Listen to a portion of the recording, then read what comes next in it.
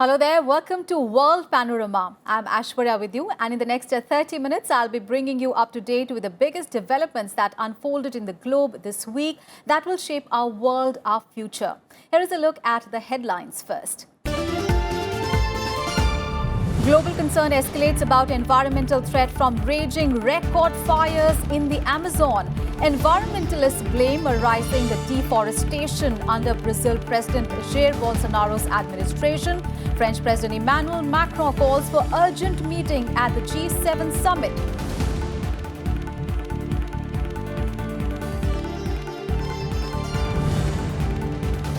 US President Donald Trump scraps the trip to Denmark after its leader rejects his idea to buy Greenland as an absurdity.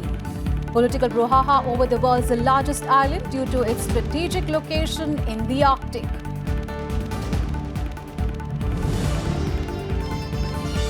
Pentagon tests a cruise missile weeks after Washington withdrew from the INF treaty that would have barred the test launch. China and Russia accuse the US of stoking a new arms race.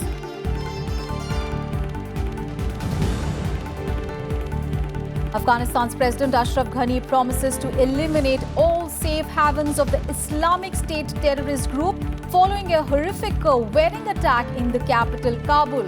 Country marks a subdued centennial Independence Day.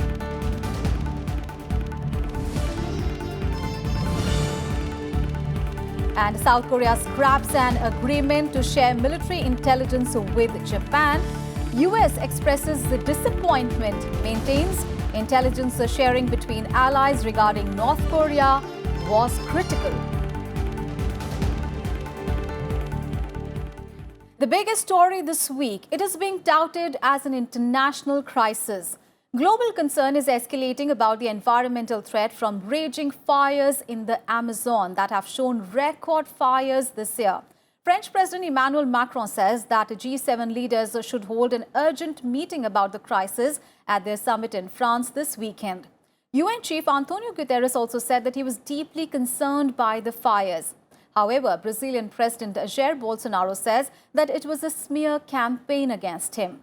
Amazon is the largest rainforest in the world and is a vital carbon store that slows down the pace of global warming.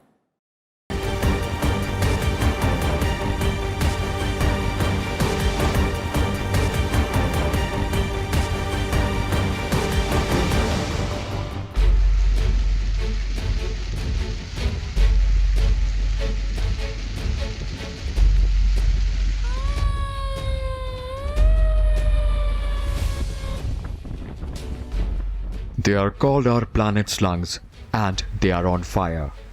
Thousands of fires are ravaging the Amazon rainforest in Brazil, the most intense places for almost a decade. The northern states of Roraima, Acre, Rondônia and Amazonas, as well as Mato Grosso do Sul, have been particularly badly affected. Brazilian Space Agency data says its rainforest has seen a record number of fires this year, an 85% increase on the same period in 2018. Amazonas, the largest state in Brazil, has declared a state of emergency. Apart from Brazil, other Latin American countries like Bolivia, Venezuela and Paraguay are also battling raging wildfires in their Amazon rainforest area. The Bolivian government has hired a firefighting air tanker to help extinguish wildfires. Extra emergency workers have also been sent to the region, and sanctuaries are being set up for animals escaping the flames. 10 días que venimos sufriendo el tema del agua y escapando con los animales de un lado a otro. It has been 10 years of suffering, running back and forth with the animals in order to save them. It was hard to live. Me and my family trapped here because of the fire, risking our lives and our animals' lives.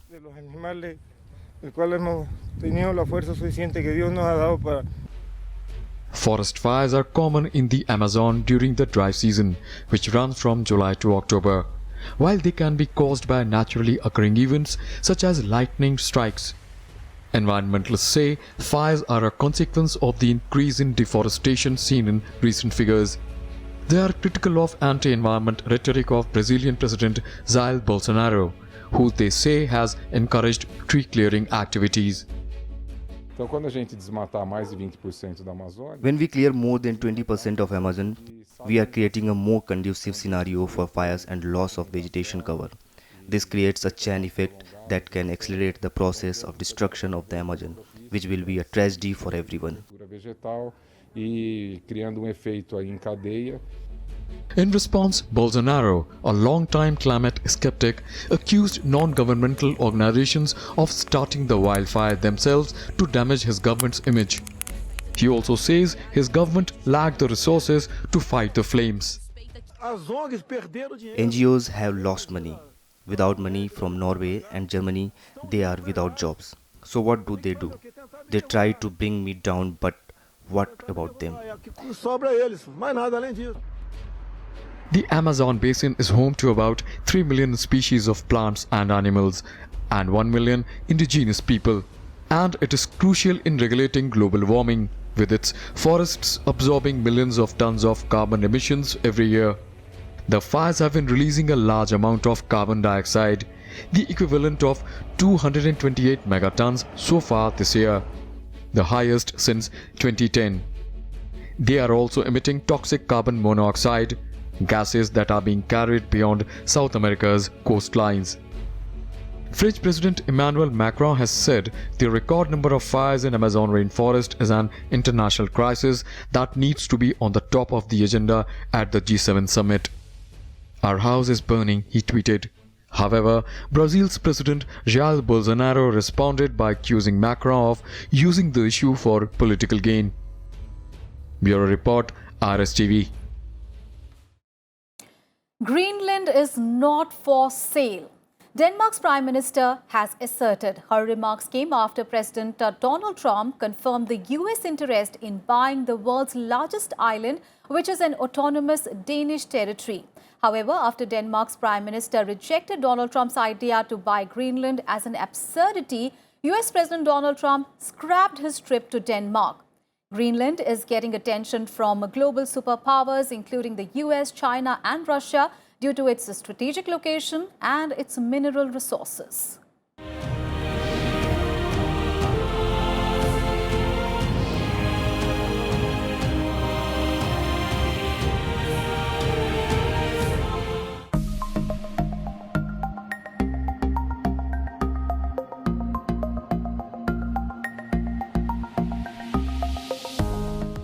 Greenland, the world's largest island. Located between the North Atlantic and Arctic Oceans. 3/4 of Greenland is covered by permanent ice sheet. The island is an autonomous Danish territory with its own leader and own parliament. However, the quiet-looking island is in the center of ownership storm these days. This after news emerged in Wall Street Journal of the possibility of its purchase by the United States. While the notion was initially laughed off as a joke, Donald Trump confirmed to reporters on Sunday that he had recently discussed the possibility of buying the world's biggest island, though he said such a move was not an immediate priority. Denmark essentially owns it. We're very good allies with Denmark. We protect Denmark like we protect large portions of the world. So the concept came up and I said certainly strategically it's interesting and we'd be interested, but we'll talk to them a little bit. It's not number one on the burner. Suddenly, the entire world was looking at Greenland. Wall Street Journal tweeting, President Trump made its name on the world's most famous island. Now he wants to buy the world's biggest. The world knew for a fact that 80% of the island is covered by a vast and thick ice sheet, which is melting at an increasingly rapid pace as a result of global warming. But no one paid much attention to its resources. While no oil has been found in Greenland, the retreating ice could uncover minerals and other resources that could be exploited. Years ago, Harry Truman wanted to buy Greenland. Denmark owns Greenland. Denmark is an ally. Greenland is a strategic place up there, and they got a lot of valuable minerals. I don't want to predict it now. Greenland is dependent on Danish economic support. It handles its own domestic affairs, while Denmark looks after defense and foreign policy. A defense treaty between Denmark and the US dating back to 1951 gives the US military rights over the Thule Air Base in northern Greenland. After Donald Trump's suggestion, Greenland's foreign minister said, "We are open for business, but we are not for sale." Denmark's prime minister, who was on a visit to the island, also said that the idea of selling Greenland to the US was absurd. Greenland is not for sale. Greenland is not Danish. Greenland belongs to Greenland. I strongly hope that this is not meant seriously. After Denmark's prime minister rebuffed his idea of purchasing Greenland, US President Donald Trump on Tuesday called off a visit to Denmark scheduled for early September. Trump called a Danish leader's statement on selling Greenland as nasty. He was scheduled to visit Denmark on 2nd and 3rd of September as part of a trip to Europe. Bureau Report, Rajya Sabha TV. The US military on Sunday conducted a test flight of a type of medium-range missile that was banned by the INF treaty that both the US and Russia abandoned this month. The Pentagon said that it tested a modified ground-launched version of a Navy Tomahawk cruise missile, which accurately struck its target after flying for more than 500 kilometers. The test flight is intended to serve as a direct response to Russia's deployment in recent years of its own treaty-busting missile, that is, the Novator 9M729. The test off the coast of California on Sunday marked the resumption of an arms competition that experts worry could increase US-Russia tensions.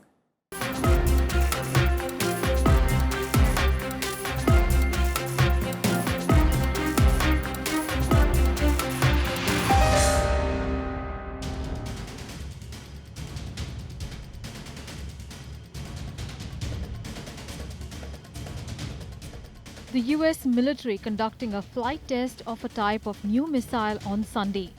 The missile had been banned for more than 30 years by the Intermediate Range Nuclear Forces, or the INF treaty.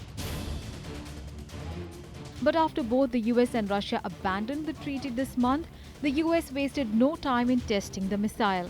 The Pentagon said that the missile blasted from a launcher on a Navy test site off the coast of Los Angeles and sped above the Pacific Ocean for more than 310 miles before hitting a target.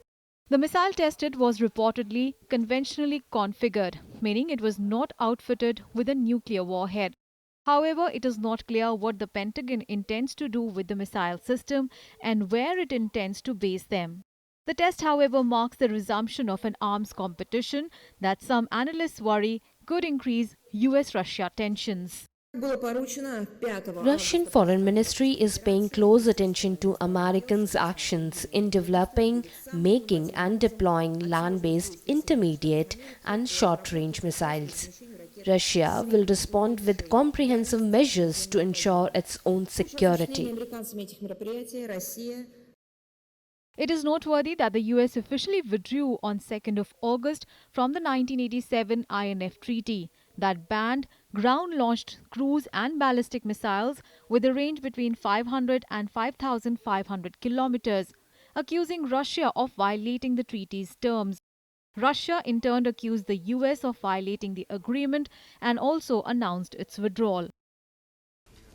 The treaty, first signed by US President Ronald Reagan and Soviet Union leader Mikhail Gorbachev in December 1987, had eliminated an entire class of nuclear weapons.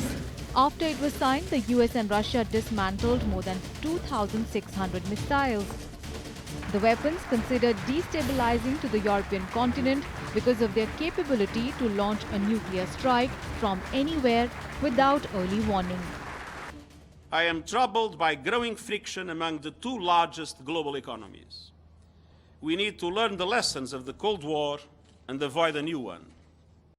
After the withdrawal from the INF treaty, US expressed proliferating such medium and intermediate range missiles in Asia, their deployment in Asia as a deterrent to China. China has threatened countermeasures.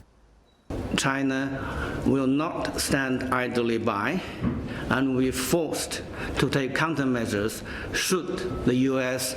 deploy intermediate-range ground-based missiles in this part of the world. Despite the alarm and warnings from experts over arms race, Pentagon says it will likely do more tests. Russia also recently tested a new cruise Skyfall missile that, however, failed. Bureau Report, Rajya Sabha TV.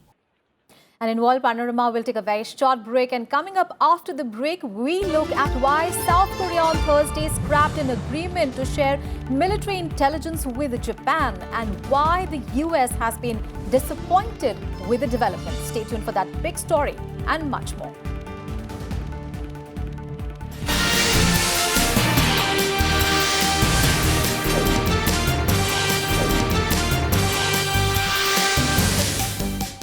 Welcome back after the break.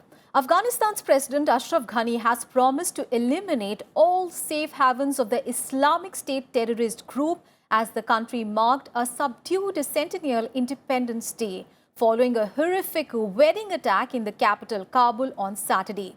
Ghani's comments on Monday came as Afghanistan mourned the death of at least 80 people in the suicide bombing at a wedding reception for a young couple from the minority Shia community in western Kabul. At least 182 others were also wounded in the attack, with the women and children among the casualties.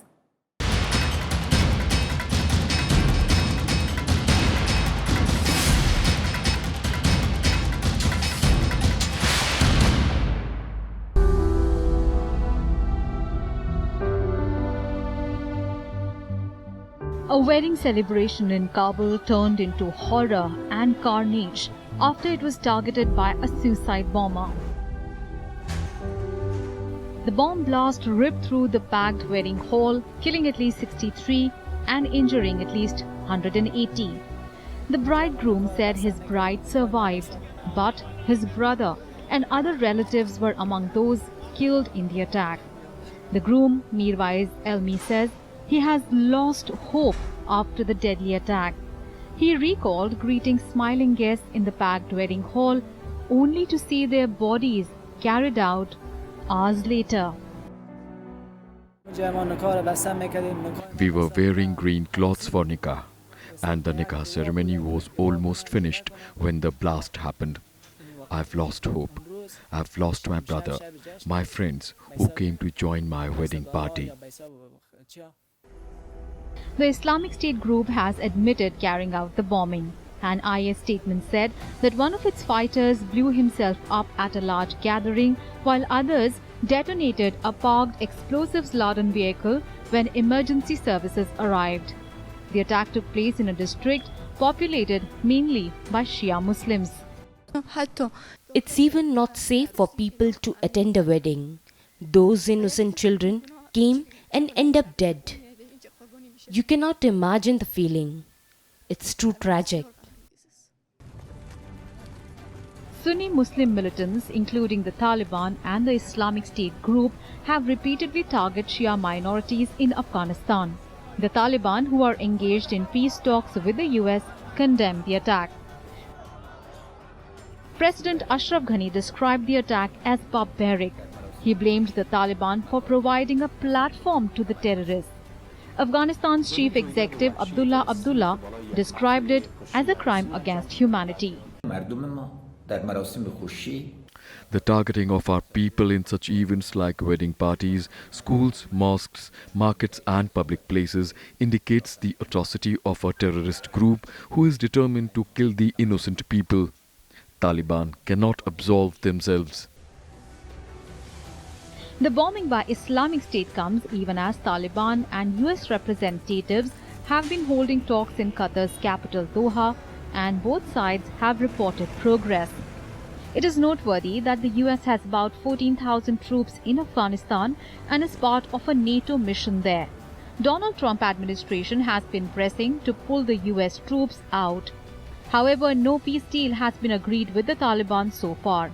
The deal would include a phased US troop pullout in exchange for Taliban guarantees that Afghanistan will not be used by extremist groups to attack US targets. But Islamic State is not part of the peace negotiations. Bureau Report, Rajya Sabha TV. And here is a look at some more international news stories in Global Buzz. The annual G7 summit, also known as Group of Seven, is being held in France from 24th to 26th of August.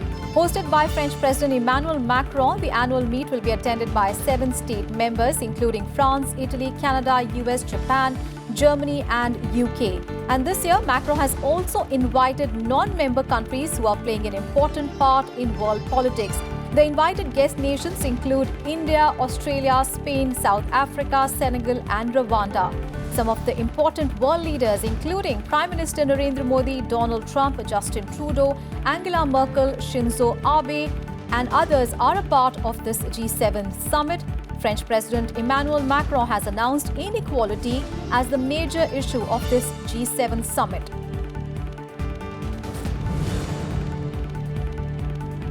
Thousands of chanting Hong Kong protesters joined hands to form human chains on Friday in a peaceful protest, with almost 3 months of anti-government demonstrations showing no sign of let-up across the Chinese ruled territory. Demonstrators, families, young and old, some people masked, some using hand wipes to stay clean, linked hands across different districts as others held up banners thanking overseas nations for supporting freedom and democracy in Hong Kong.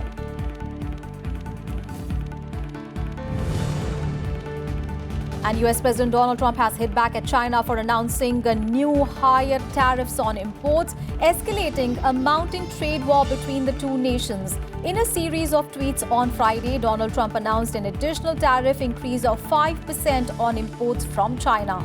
The move came hours after the president hit out at the Chinese plans to hit $75 billion of US goods with duties. Donald Trump described their action as politically motivated and has accused them of taking advantage of the United States. His furious reaction came after Beijing announced new tariffs on US goods.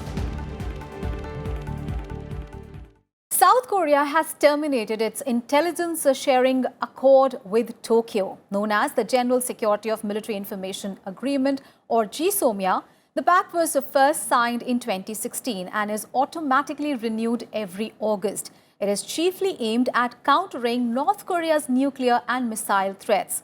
The US played a key role in initiating this hard-won pact known as GSOMIA, which facilitates a three-way intelligence sharing. This is the latest tit-for-tat move, and it follows Japan's removal of South Korea from its list of favored trade partner, a dispute that has hit diplomatic and trade ties.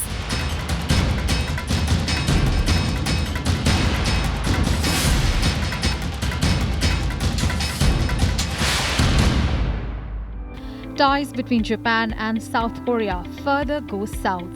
South Korea terminated its military intelligence sharing pact with Japan. The intelligence sharing agreement, called GSOMIA, was due to be automatically renewed on Saturday, 24th of August. However, South Korea decided to scrap the agreement. Japan called it a complete misjudgment of the current regional security environment. It is noteworthy that Washington had pushed for the pact 3 years ago, in part to help track North Korea's missile activity. Japan created a grave change in the environment from bilateral security cooperation. Under this situation, we have determined that it would not serve our national interest to maintain this agreement. South Korea's latest tit-for-tat move comes after Japan removed South Korea's favored trade partner status and also imposed export controls on its important electronics sector, prompting a similar move from Seoul. The latest tensions stem from a South Korean court ruling last year that ordered Japanese companies to pay compensation to South Koreans over forced wartime labor. However, several Japanese companies refused to comply with the court order that angered many in South Korea, with people boycotting Japanese goods. South Korea, however, says it was ready to talk. We hope that Japan will play a leading role together in facilitating peace and prosperity in East Asia, while it contemplates a past that brought misfortune to its neighboring countries. The tensions between Japan and South Korea go back over 100 years. South Koreans want reparations for atrocities committed by Japan during its occupation of Korean Peninsula and exploitation of its men and women during World War II. After a treaty in 1965 that restored diplomatic ties, wherein Japan provided more than $800 million in financial help, in 2015 too, another deal was signed, where Japan apologized and promised to pay $9.5 million to fund victims. However, South Korean activists are not happy with the deal, and President Moon Jae-in, elected in 2017, also suggested the deal be altered. The historic dispute rumbles on. Bureau Report, Rajya Sabha TV. And finally, one of New Zealand's top lawmakers is getting international acclaim after he was filmed cradling a fellow lawmaker's baby during a debate in Parliament. Trevor Mallard, the Speaker of New Zealand's House of Representatives, smiled as he held the baby and fed him with a bottle while presiding over a parliamentary session. So take a look at these heartwarming visuals as I take your leave. I'll see you next week with another edition of World Panorama. Bye-bye.